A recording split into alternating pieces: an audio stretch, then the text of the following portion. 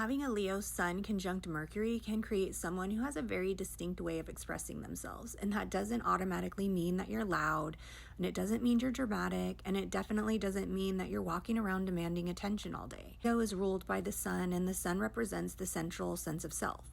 So there's often something recognizable about you: your humor, your ideas, your creativity, or the way you tell stories, or the way you explain something, even the way that you carry yourself. There's usually some part of your personality that has your signature on it. With Mercury there, that individuality comes through your mind and your voice. Mercury in Leo doesn't necessarily want to repeat what everybody else is saying. It wants to say, okay, but this is how I see it. Now put both of those planets in the 10th house. This is where it gets interesting. 10th house is one of the most visible areas of the chart. It's connected to your public life, your reputation, vocation, authority, accomplishments, and eventually what you're known for. Other people might actually recognize your Leo qualities before you do. But from a consciousness perspective, there's a lot more going on. Because the sun isn't just describing who you already are, the sun can also describe the process of becoming more conscious of who you are. And Leo's developmental question is, who am I? Not who do people want me to be. That question becomes really important when it's connected with the 10th house, because the 10th house puts us into the world of expectations.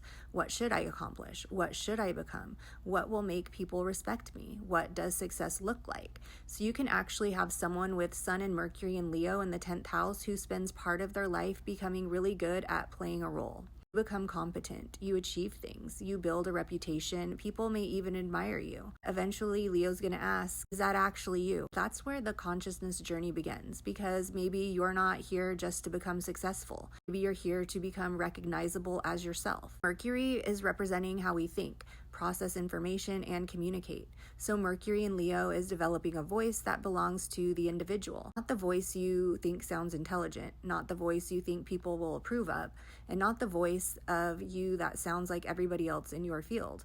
Your voice. It's in the 10th house. That voice may eventually become part of what you're known for. This could absolutely show up through teaching, leadership, speaking, writing, content creation, business, creative work, or any career where your ideas and your personal perspective become visible. Here's the problem. Leo can sometimes confuse being seen with being validated. So earlier in the journey, you might think, if people recognize me, then I'll know I'm good enough. If I'm successful enough, then I'll finally feel confident. If people respect what I say, then I'll trust my own voice. Conscious Leo eventually reverses that. It becomes, I trust my voice, therefore I'm willing to use it. I know who I am, therefore I'm willing to be seen. I know my value, therefore recognition isn't what creates it. That's a completely different expression of Leo. If you have your Sun and Mercury in Leo in the 10th house and you say things like, I don't really feel like a Leo,